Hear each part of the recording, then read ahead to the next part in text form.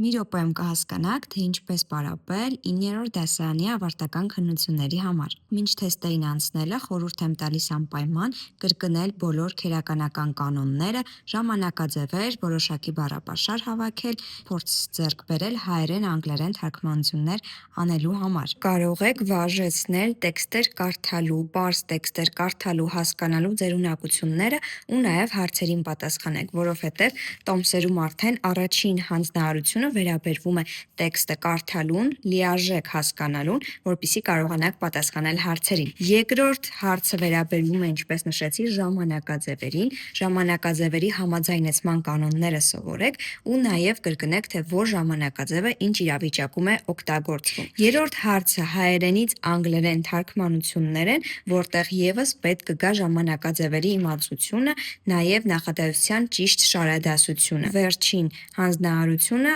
ազատ շարադրանք որևէ թեմայով կամ արտահայտել սեփական կարծիքը որևէ թեմայով։ Խորհուրդ եմ տալիս վերցնել տոմսերը եւ սկսել աշխատել։